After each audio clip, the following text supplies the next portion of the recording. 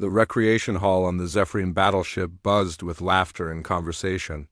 Alien soldiers from different worlds sat together, sharing drinks and stories after another successful conquest. The massive room could hold thousands, but tonight only a few hundred troops gathered in small groups around metal tables. Commander Vextai stood near the center of the room, his tall reptilian frame towering over the others. His green scales caught the artificial light as he held up a small tablet, reading from the screen with obvious amusement. The other soldiers leaned forward, eager to hear what their commander had found. "Listen to this one," Vextai said, his voice carrying across the room. The humans claim that one of their soldiers named Jake Sullivan held off an entire enemy army for 3 whole days. They say he had nothing but a broken rifle and his determination. The room erupted in laughter. Lieutenant Korth, a 4-armed insect creature from the Mantis Coalition, clicked his mandibles together in amusement. His compound eyes gleamed as he waved his claws in the air. "That is impossible. Even our weakest soldiers would need proper weapons and support to fight for 3 days. "Wait, there is more," Vextai continued, scrolling through the tablet. "They write about a pilot named Lisa Barnes who crashed her ship behind enemy lines. According to this story, she fought her way back to her base on foot, traveling through dangerous territory for weeks. Sergeant Grix, a crystalline being from the Silicon worlds, made a sound like breaking glass that passed for laughter among his kind. His transparent body sparkled as he spoke through electronic speakers. These humans have such active imaginations. Do they really expect anyone to believe such tales?" Captain Thorne, a pale humanoid from the Void Realm, shook his head slowly. His black eyes showed no emotion as he spoke. "Primitive species always make up stories to feel better about their weaknesses. Humans are small, fragile creatures with basic technology. These stories are clearly made up to boost their morale." The mockery spread throughout the room like a virus. More soldiers joined the conversation, each adding their own comments about human foolishness. They had all heard similar stories during their various battles against human colonies. Every time they captured human data files or intercepted their communications, they found more of these impossible tales. "I have one here about a medic named Carter," announced Major Threx, a blue-skinned giant from the Frost worlds. "She supposedly saved dozens of wounded soldiers while under heavy fire. The humans claim she worked for 18 hours straight, without rest, running between wounded men while enemy weapons fired all around her." The alien soldiers laughed harder. The idea of someone working continuously for 18 hours while being shot at seemed ridiculous to them. Their own military doctrine emphasized efficiency and self-preservation above all else. "Here is another good one," said Colonel Vash, a tentacled creature from the deep ocean worlds. "They tell of a soldier named Kevin Murphy who defended a bridge by himself. The story says he fought off hundreds of enemies for an entire day, refusing to retreat even when ordered to fall back." "Why would anyone refuse a retreat order?" asked Lieutenant Zrix, a mantis-like being with razor-sharp claws. "That goes against all military logic. You preserve your forces to fight another day." "Because humans are emotional creatures," Captain Thorne replied. "They let their feelings cloud their judgment. This is why they lose battles against superior forces like ourselves." The conversation continued for hours. The aliens shared dozens of human stories they had collected over the years. Tales of soldiers who fought impossible odds, of pilots who flew damaged ships through enemy fire, of medics who risked their lives to save others. Each story was met with more laughter and disbelief. They spoke of Danny Rodriguez, who allegedly carried wounded comrades through fire zones while enemy bullets flew around him. They mocked the story of Lieutenant Sarah Wilson, who supposedly held a defensive position for 2 days with only a handful of soldiers while waiting for reinforcements that never came. The humans even write about their children showing courage. Laughed Sergeant Crix, a spider-like creature with 8 legs and multiple eyes. They claim that during civilian evacuations, human children help adults escape danger instead of running away crying. "Impossible," declared Commander Vextai. "All young creatures think only of themselves when threatened. It is basic survival instinct." The aliens continued reading through their collection of human stories. They found accounts of engineers who stayed behind to fix vital systems while their bases were under attack. They read about pilots who deliberately crashed their ships into enemy positions to save their squad mates.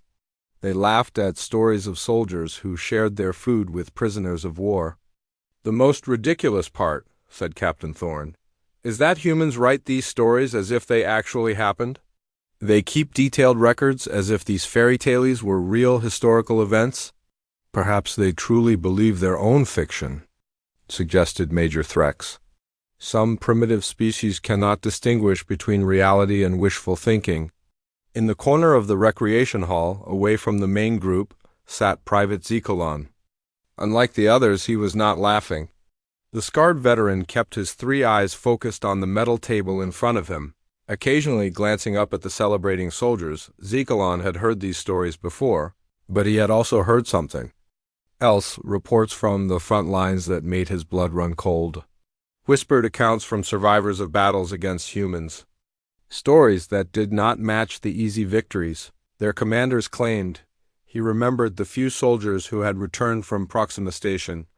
They had not been laughing. They had been quiet, nervous, always looking over their shoulders. When asked about the battle, they changed the subject quickly, but Zekalon was just a private, a low-ranking soldier with no influence. Who would believe him if he spoke up? Who would listen to his concerns when generals and commanders were so confident in their assessments? The laughter continued around him as more aliens joined the conversation. They competed to find the most ridiculous human story, each trying to outdo the others with tales of impossible heroism and sacrifice. "Tomorrow we attack another human colony," announced Commander Vextai. "Perhaps we will collect more amusing fiction from their computer systems." The soldiers cheered and raised their drinks in celebration. They were confident in their superiority, certain that humans were weak opponents who made up stories to compensate for their failures. Private Zekalon finished his drink and quietly left the recreation hall. He had heard enough laughter for one night. Deep in his mind, a small voice whispered that maybe, just maybe, the humans were not making up their stories at all. The command center of the Zephyrian flagship hummed with activity. Dozens of alien officers stood at attention around a massive holographic display that showed star charts and tactical information. The room was built for war, with metal walls covered in screens showing data from across the fleet. Admiral Kraix stood at the center of the room, his imposing figure casting shadows across the gathered officers. His reptilian features were stern as he activated the main display, showing a blue-green planet surrounded by defensive satellites and space stations.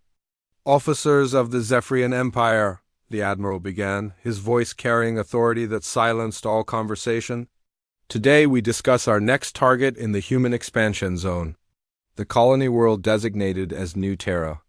The holographic display zoomed in on the planet, showing continents, oceans, and settlements.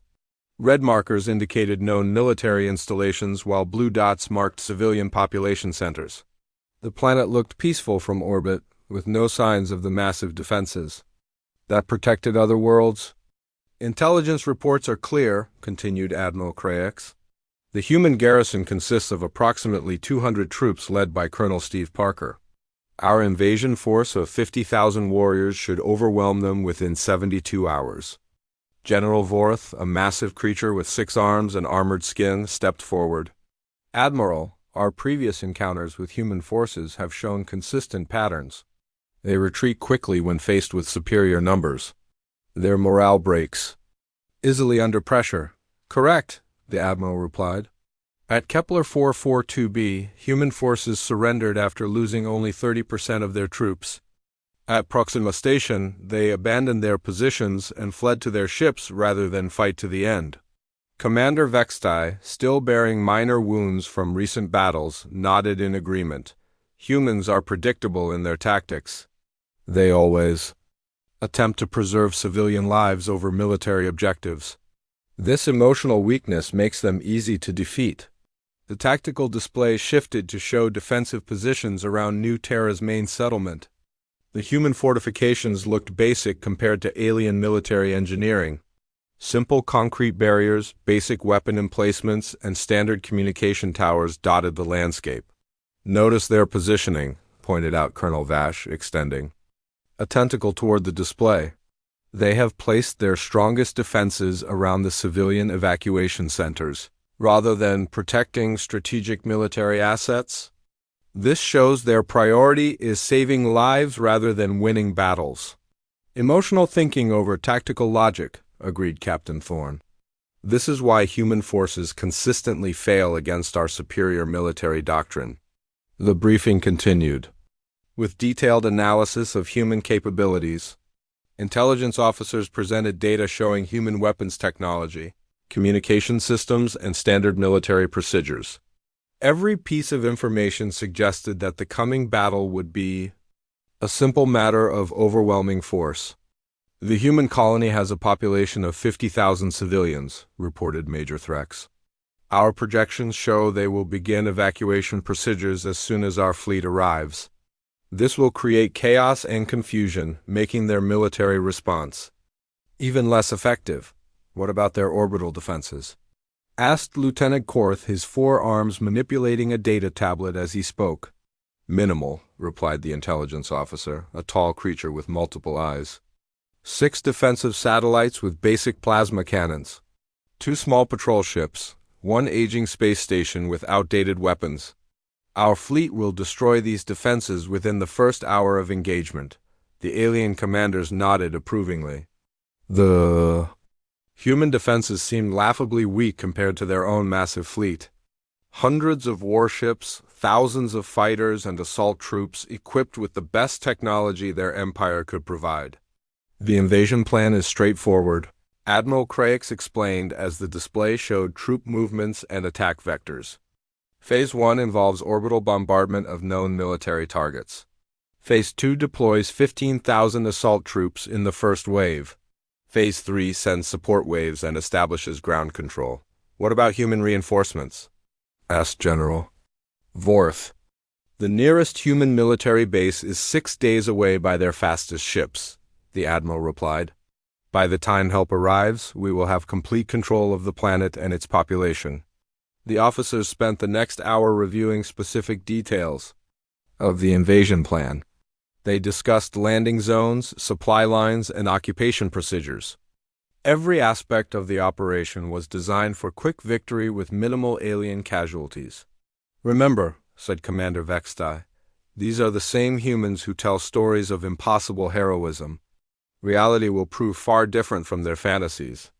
In actual combat, they show their true weakness." The assembled officers laughed at this comment. They had all heard the human stories that circulated through their intelligence networks. Tales of soldiers performing impossible feats of civilians, showing unrealistic courage of military units fighting against overwhelming odds. "Their propaganda is amusing," commented Colonel Vash. "They write about their soldiers as if they were mythical heroes from ancient legends. No real military force could perform such actions." "Perhaps they believe their own fiction," suggested Major Threx. "Some primitive species cannot distinguish between fantasy and reality." The briefing moved on to discuss resource allocation and post-conquest procedures. The aliens planned to strip the planet of valuable materials while using the human population as slave labor. They had done this dozens of times before with other species. "The humans have established mining operations in the northern continent," reported the intelligence officer. "These facilities produce rare metals essential for advanced technology. Securing these resources is a secondary objective." "What about human resistance movements?" asked Captain Thorne. "Unlikely," the Admiral replied. "Human psychological profiles show they adapt quickly to occupation. They prefer cooperation over prolonged resistance that might endanger civilian lives." The discussion continued for another hour, covering every aspect of the planned invasion. The alien officers were confident in their analysis, certain that human forces would collapse quickly under pressure. They had fought dozens of similar battles against other species. Always with the same result. As the briefing concluded, Admiral Craix looked around the room at his assembled commanders. Are there any questions about the mission parameters? The officers remained silent. The plan was clear, the objectives were simple, and the enemy was weak. There seemed to be nothing left to discuss. Very well, the Admiral said. We jump to the new Terra system in 18 hours. All units are to be ready for immediate deployment upon arrival. This operation will be another easy victory for the Zephyrian Empire. The officers saluted and began filing out of the command center. They moved with the confidence of warriors who had never known defeat. Certain that the coming battle would be no different from all the others, Private Zekalon stood at the back of the room, having been assigned to maintenance duties. During the briefing, he had heard every word, seen every tactical display, and listened to every confident prediction. Unlike the officers, he felt no confidence about the coming battle. He remembered the whispered stories from survivors of other human encounters. Stories that did not match the official reports. Stories about human soldiers who fought with impossible determination, who refused to surrender even when defeat was certain. As the command center emptied, Zekalon remained behind to clean equipment and organize data files. He wanted to speak up, to share his concerns about the upcoming battle. But who would listen to a private when admirals and generals were so certain of victory? The maintenance work gave him time to think about what he had heard. The confident predictions, the dismissive laughter, the certainty that humans were weak opponents. He hoped his superiors were right, but something deep in his mind whispered that they might be making a terrible mistake. The Zephyrian fleet dropped out of hyperspace at dawn, their massive ships blotting out the stars as they approached New Terra. Admiral Craix stood on the bridge of his flagship, watching the peaceful planet rotate slowly below them. The blue-green world looked defenseless, exactly as intelligence had predicted. Begin orbital bombardment, the Admiral ordered. Target all known military installations. The fleet's heavy weapons opened fire. Beams of plasma energy streaked down from orbit, striking the surface in brilliant flashes of light. The alien commanders watched their displays, expecting to see the human defenses crumble under the assault. Instead, something unexpected happened. The positions they had targeted began returning fire with deadly accuracy. Surface-to-air missiles launched from hidden silos, their trails of fire reaching up toward the alien ships. The missiles moved faster than predicted, forcing the alien fighters to climb to higher altitudes. How are they still fighting? Demanded General Vorth, 6 arms working frantically at his control station. Our bombardment should have destroyed their weapon systems. They built decoy positions, reported the intelligence officer, his multiple eyes scanning incoming data. The real defenses are hidden underground. Our targeting information was wrong. Admiral Craix felt the first hint of concern. Human military intelligence was supposedly inferior to their own. The idea that humans had successfully deceived Zephyrian surveillance was troubling. Launch the first assault wave, he ordered. 15,000 troops in drop pods. Commander Vextai, you will lead the ground assault.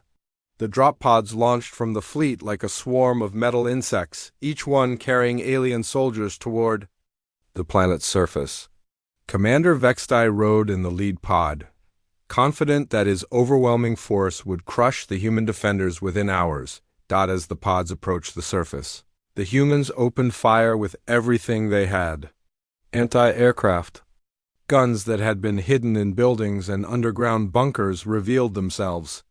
The sky filled with explosions as alien pods were destroyed before they could land. Those pods that did reach the surface found themselves in carefully prepared kill zones. Every landing site had been pre-ranged by human artillery.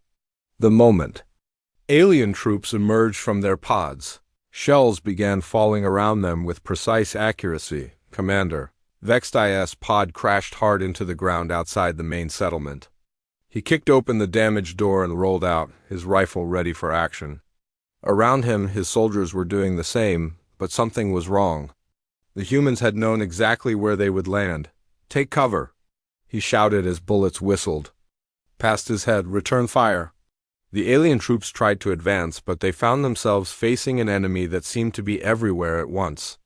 Human soldiers appeared from hidden positions, fired with deadly accuracy, then disappeared before the aliens could respond. Sergeant Tony Williams led a squad of human defenders through the industrial district, using the colony's infrastructure to their advantage. His men moved through maintenance tunnels and service corridors, appearing behind alien positions without warning. "Remember," Williams told his squad over the radio, "we know this ground better than they do. Use every advantage." "We have," the humans fought with a coordination that surprised the alien invaders. Every movement seemed planned, every ambush perfectly timed. The aliens had expected chaotic resistance from scared colonists, but instead they faced tactical precision from experienced soldiers. Corporal Michelle Davis had positioned herself in a water treatment facility, her sniper rifle trained on the main landing zone. She methodically picked off alien officers, disrupting their command structure with each shot. Her spotter, Private Jake Martinez, fed her target information while watching for enemy counter-snipers. "Officer in the gray armor, 200 meters. By the crashed pod," Martinez whispered. "I see him," Davis replied. Her rifle fired once, and another alien commander fell. "That's their third lieutenant in 10 minutes. The alien troops began to realize they were facing something different from their previous encounters with human forces. These soldiers were not retreating or surrendering. They were fighting with determination that seemed impossible for such. A small force, Lieutenant Ben Carter commanded a mechanized unit that appeared to be in 3 places at once. His soldiers used the colony's mining equipment as improvised weapons, turning industrial machinery into tools of war. Bulldozers became mobile shields, excavators became assault platforms, and mining charges became improvised explosives. "They want to fight in our backyard," Carter told his men. "Let's show them what we can do with home field advantage." The aliens found themselves fighting an enemy that used every resource available. Human engineers had spent months preparing for this battle, turning the entire colony into a fortress. What looked like civilian infrastructure was actually an integrated defensive system. Captain Lucy Morgan's combat engineers had transformed the colony's mining tunnels into a defensive network. Alien troops pursuing retreating humans found themselves trapped in underground mazes, facing booby traps and coordinated ambush from multiple directions. "They're using the tunnels against us," reported a surviving alien squad leader.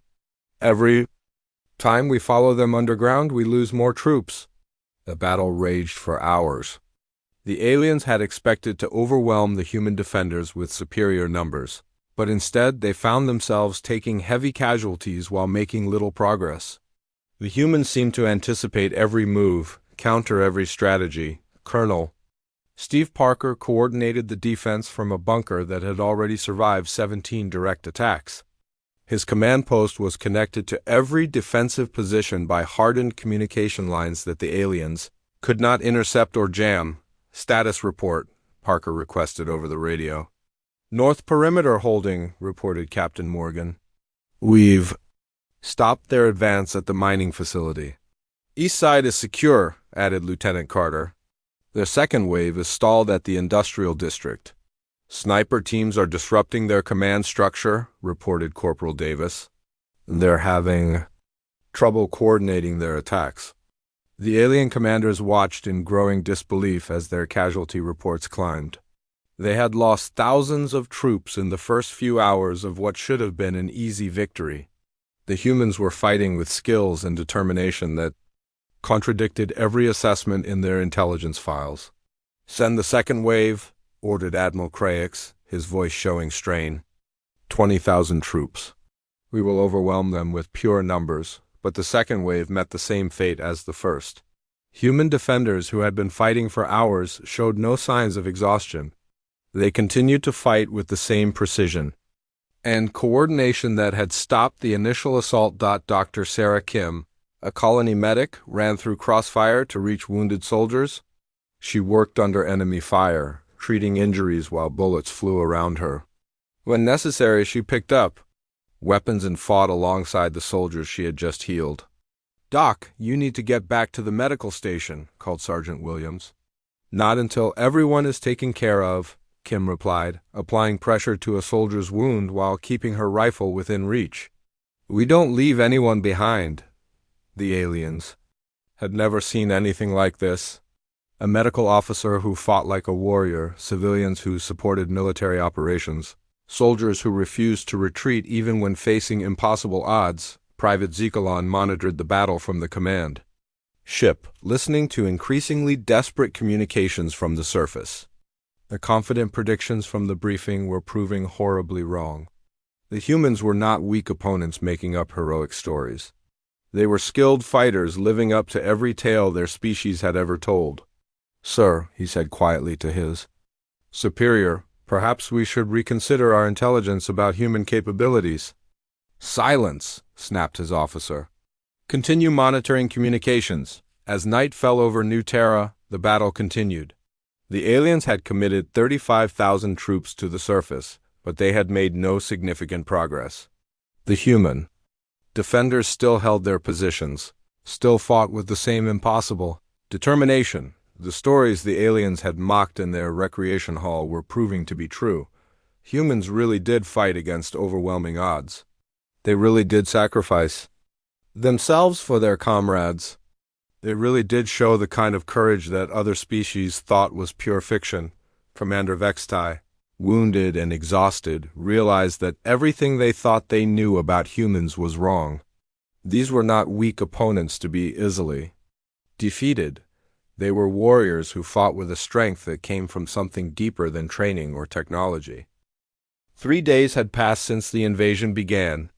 The Zephyrian command center buzzed with nervous energy as officers scrambled to understand what was happening on the surface of New Terra. The confident atmosphere from the pre-battle briefing had completely disappeared. Replaced by fear and confusion, Admiral Craik stood before the tactical display, his reptilian features pale with shock. The holographic map showed red markers indicating alien casualties scattered across the battlefield. Nearly 2/3 of his invasion force was dead, wounded, or missing. The small blue markers representing human forces still held their positions. How is this possible? The Admiral demanded, his voice cracking with disbelief. We committed 50,000 troops against 200 defenders. The mathematics should have guaranteed victory. General Vorth hunched over his control station, his 6 arms working frantically to process incoming reports. The humans are fighting like each soldier is worth 100 of ours. Their coordination is perfect, their tactics are flawless. They seem to know exactly where we will attack before we do. The alien commanders studied the battlefield reports with growing horror. Every attempted advance had been stopped. Every tactical maneuver had been anticipated. The humans fought with a skill level that seemed impossible for such a small force. Their weapons are not superior to ours, reported Major Threx, his blue skin darkened with stress. Their technology is actually inferior in most cases, but they use everything they have with perfect efficiency. It makes no sense, muttered Colonel Vash, his tentacles writhing with agitation. According to our intelligence, humans are emotional creatures who make poor tactical decisions. These defenders are fighting with cold precision. Captain Thorne pulled up communication intercepts on his display. Listen to this captured radio transmission from their Colonel Parker. He's coordinating defensive positions while simultaneously directing civilian evacuation efforts. His multitasking ability exceeds our best military commanders. The breaking point came when footage arrived from the surface. Helmet cameras from fallen alien soldiers showed the final moments of a human counterattack. The aliens watched in stunned silence as human soldiers moved with impossible speed and coordination through what should have been a chaotic battlefield.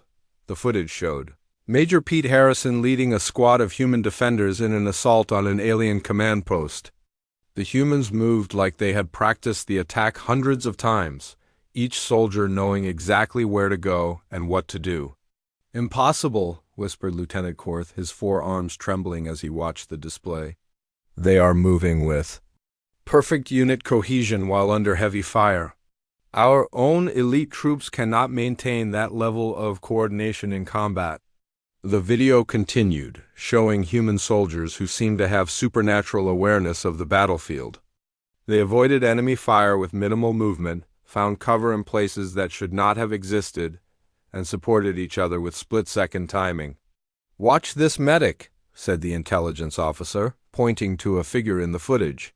She runs through crossfire to reach wounded soldiers, treats their injuries under enemy fire, then picks up a weapon and fights like a veteran warrior. The aliens watched Dr. Sarah Kim work under impossible conditions. She moved between wounded soldiers while bullets flew around her, her hands steady as she applied medical treatment. When an alien soldier appeared in her path, she smoothly transitioned. From medic to combatant, her rifle fire as precise as her medical work. "This goes against everything we know about human psychology," said General Vorth. "Medical personnel are supposed to be non-combatants.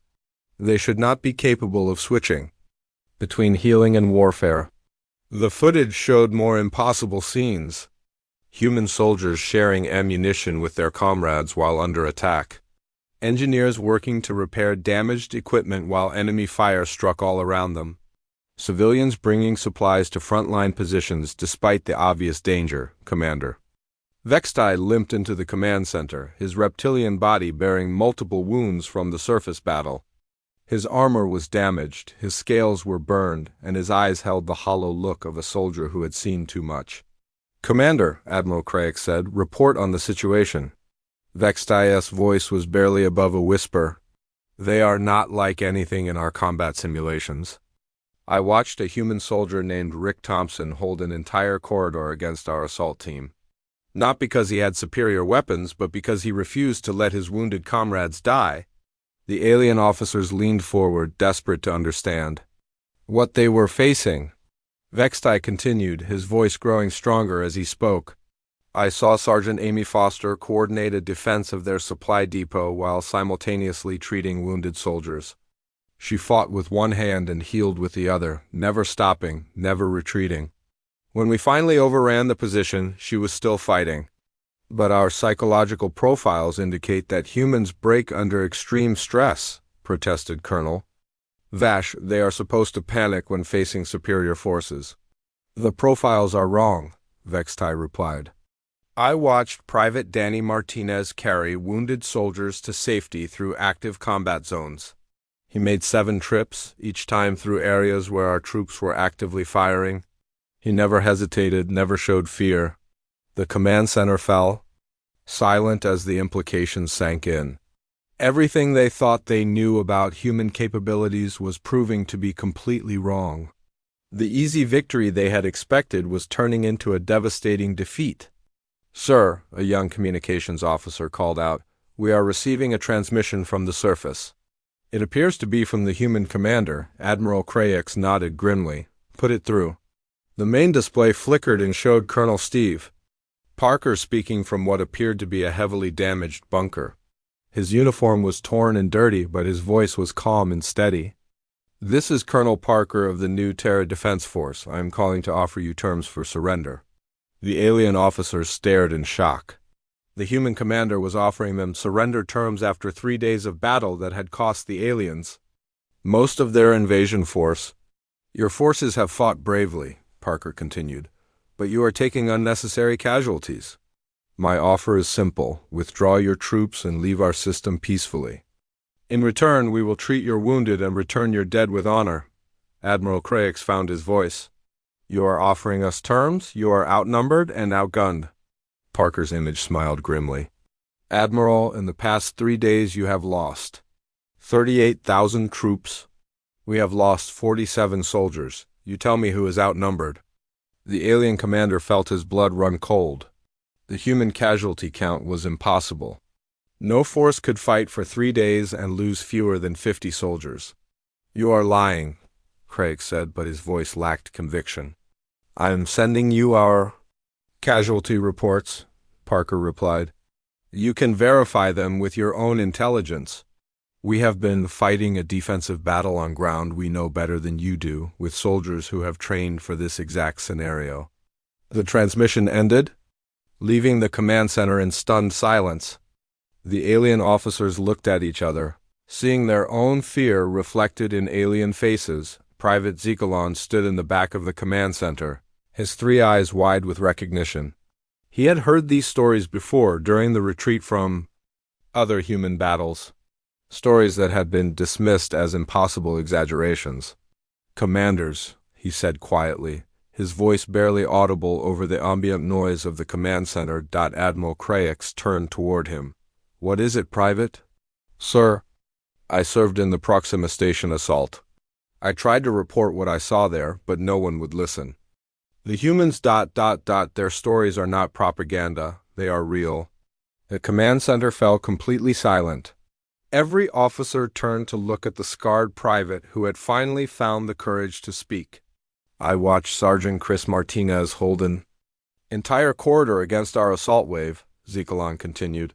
"Not because he was superhuman, but because he refused to let his wounded comrades die. Just like the stories we laughed at." The alien officers felt the weight of realization settling over them. The human tailies they had mocked were not fiction. They were documentation of human capability that their intelligence services had consistently failed to understand. "The stories were real," Zekalon whispered. "They were all real." The command center remained absolutely silent as Private Zekalon stepped forward. His three eyes darted between the shocked faces of his superiors, each one showing the same expression of dawning horror. The scarred veteran had finally found his voice, and now he would tell them the truth they had refused to hear. "I was part of the advanced scout team at Proxima Station," Zekalon began, his voice growing stronger with each word. "We thought we were fighting a broken enemy making their last stand. Command told us the humans were demoralized and ready to surrender." Admiral Kraix leaned forward, his reptilian features tense with attention. "Continue, Private." "But that was not what we found," Zekalon said. "I watched Sergeant Chris Martinez hold an entire corridor against our assault wave. Not because he had superior weapons or armor, but because he refused to let his wounded comrades die. He fought for 18 hours straight, never retreating, never giving up." The alien officers exchanged glances. They had heard this story before in the intercepted human communications they had mocked. The tale of a soldier who single-handedly held off an entire alien assault force had been dismissed as obvious propaganda. "The stories we laughed at were not made up," Zekalon continued. "I saw Captain Janet Taylor coordinate the defense of their medical bay while simultaneously treating wounded soldiers. She fought with one hand and healed with the other, never stopping, never showing fear." General Vorth's 6 arms trembled as he spoke. "But our casualty reports from Proxima Station were classified as acceptable losses. Command declared it a successful operation." "Because no one wanted to admit the truth," Zekalon replied, his voice carrying the weight of painful memory. "We lost 8,000 troops taking that station. The humans had fewer than 300 defenders. Do the mathematics, General?" The alien commanders felt their understanding of reality crumbling around them. 8,000 casualties to defeat 300 humans was not an acceptable loss ratio. It was a devastating defeat that had somehow been reported as a victory. Lieutenant Jake Foster did not just survive behind enemy lines for a week. Zekalon continued. "He turned our own supply lines against us. He destroyed ammunition depots, sabotaged communication equipment, and led our patrols into ambush. One human soldier disrupted our entire support network." Major Threx's blue skin had turned almost white. "How is that possible?" "One soldier cannot affect an entire military operation." "Because we underestimated what humans are capable of," Zekalon answered. "Private Maria Santos did not just carry wounded soldiers to safety. She came back 7 times, each time through our active combat zones. She saved dozens of lives while we were actively trying to kill her." The weight of realization settled over the command center like a heavy blanket. The stories they had dismissed as impossible fiction were actually accurate accounts of human capability. Every tale they had mocked was a real event that had happened during their battles with human forces. "At Kepler 442b," Zekalon continued, "we did not achieve an easy victory. Lieutenant Dave Wilson and his squad held their position for 4 days against continuous assault. They were ordered to retreat, but they refused because civilian transports were still evacuating behind their lines. Colonel Vash's tentacles writhed with agitation. Our report said the humans retreated in disorder. The reports were wrong, Zikalan said firmly. The humans conducted a fighting withdrawal that cost us 12,000 troops. They made us pay for every meter of ground. When they finally retreated, it was because they had accomplished their mission of protecting the civilians. The alien officers looked at each other with growing fear. If the casualty reports had been falsified, how many other battles had been misrepresented? How many supposed victories were actually costly defeats? Tell me about the medical personnel, Admiral Craig said quietly. We have always been told that human medics are non-combatants who surrender easily. Zikalan's three eyes focused on the Admiral. Dr. Lisa Chun at Proxima Station worked for 36 hours straight treating wounded soldiers. When we finally breached their medical bay, she was still operating on patients while explosions shook the building around her. That is impossible, protested Captain Thorne. No being can work for 36 hours under combat conditions. She did more than work, Zikalan replied. When our troops entered the medical bay, she picked up a rifle and fought to protect her patients. She killed 6 of our soldiers before we could stop her. Even then, she was trying to shield wounded humans with her own body. The command center erupted in shocked whispers. The idea of a medical officer fighting with such determination was beyond their understanding. In alien military doctrine, medical personnel were always the first to surrender when faced with combat. The human children, Zikalan continued, his voice heavy with emotion. During the civilian evacuation at Kepler 442b, I watched human children help injured adults reach the transport ships. Kids who should have been crying and running away were instead carrying medical supplies and guiding wounded soldiers to safety. Children cannot behave that way, said Lieutenant Korth, his forearms gesturing frantically. Young creatures think only of their own survival when threatened. Human children are different, Zikalan replied. They are taught from birth that protecting others is more important than protecting themselves. This is why human families fight so fiercely when threatened. The alien officers struggled to process this information. Their entire understanding of human psychology was based on the assumption that humans were selfish creatures who would abandon their principles when faced with danger. What about their prisoners of war? Asked General Vorth. Our intelligence says humans treat captured enemies poorly. Another lie, Zikalan said. At Proxima Station, the humans captured 47 of our wounded soldiers. They treated our injuries, shared their food with us, and protected us from further harm. Even while we were actively trying to kill them, they showed mercy to our wounded. The weight of these revelations crushed the confidence of the alien commanders. Everything they had believed about human nature was proving to be wrong. The species they had dismissed as weak and cowardly was actually demonstrating moral strength that exceeded their own. On the surface of New Terra right now, Zikalan continued, the same things are happening. Colonel Steve Parker is not just commanding a military defense. He is coordinating the protection of 50,000 civilians while fighting a battle against overwhelming odds. But why? Admiral Craix asked desperately. Why do they fight so hard for others? What do they gain from such sacrifice? They gain nothing, Zikalan replied. That is what we never understood. Humans do not fight for conquest or glory. They fight to protect what they love. Every story we mocked was about humans choosing to sacrifice themselves for others. The private walked closer to the main display, which still showed the tactical situation on New Terra. The human defensive positions remained intact despite 3 days of constant assault. Look at their positions, Zikalan said, pointing to the display. They have not tried to advance or counterattack. They are fighting a purely defensive battle designed to protect civilians. Every tactical decision they make is about saving lives, not winning glory. The alien officers studied the display with new understanding. The human defensive positions were indeed arranged to protect civilian areas rather than to maximize military advantage. This was exactly the kind of emotional decision-making they had expected to exploit. But emotional decisions should lead to tactical failures, protested Colonel Vash. How can they fight so effectively while prioritizing civilian protection? Because protecting others gives them strength, Zikkalon answered. The stories we thought were impossible were real because humans become stronger when they are fighting for something bigger than themselves. The command center fell silent as the implications sank in.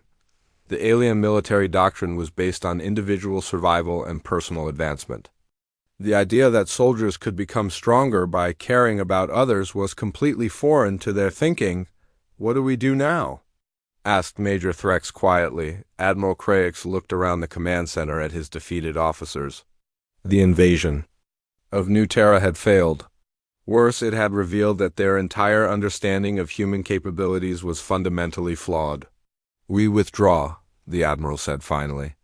We retreat and report to High Command that our intelligence assessments were wrong. Will they believe us? Asked General Vorth. They will have to, Craix replied. We have lost too many ships and too many soldiers to hide the truth. The humans have proven that their stories are not fiction. As the alien fleet prepared to retreat, Private Zikkalon remained in the command center, watching the tactical display. On the surface of New Terra, the human defenders continued their watch, knowing that their greatest victory was not defeating the alien invasion, but protecting the lives of everyone they had sworn to defend. The stories the aliens had mocked were real. The impossible heroism, the selfless sacrifice, the unwavering determination to protect others, all of it was true. The humans had not won because they were stronger or smarter than their enemies. They had won because they understood something. The aliens did not. That true strength comes from fighting for something greater than yourself. The legend of New Terra would join.